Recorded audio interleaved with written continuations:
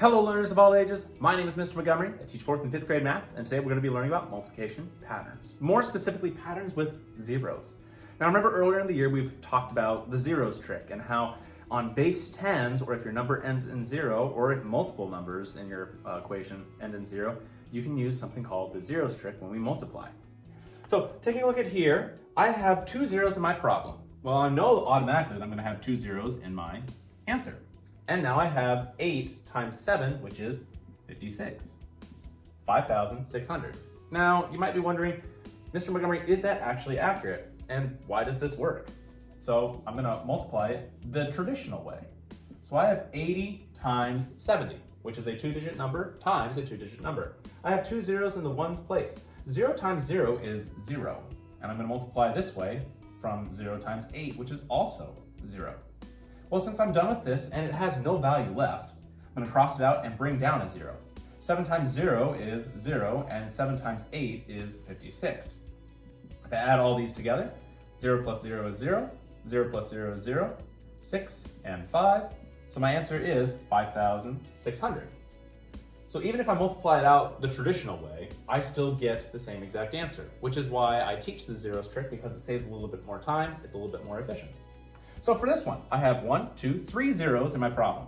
1, 2, 3 zeros in my answer to start with. 8 times 7 is 56, so that's 56,000. I have 1, 2, 3, 4 zeros in my problem right from the beginning. 2, 3, and 4. 8 times 7 is 56. I have 560,000.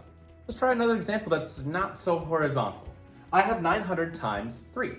Well, I have 2 zeros in my entire problem. I know I'm gonna have 2 zeros in my answer.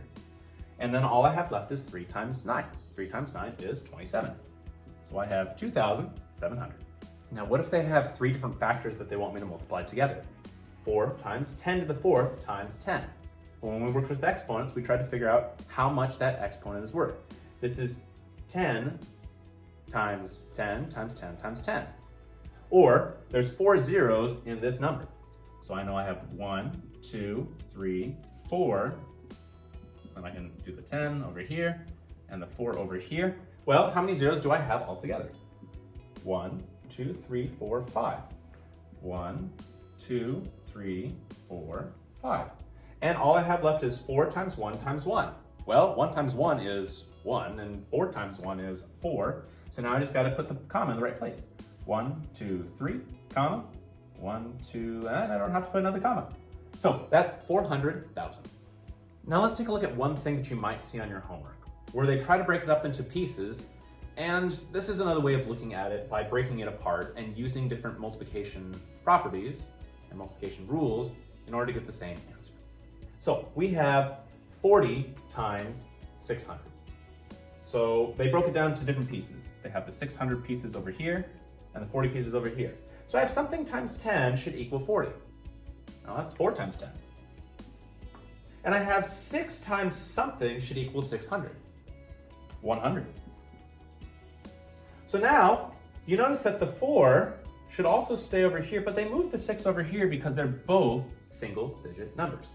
And they moved all the numbers with zeros over here so we can count all our zeros together. So they moved 10 over here, 100 stays on this side. So now I have, well, 4 times 6 is 6, 12, that's 12, and times 2 is 24.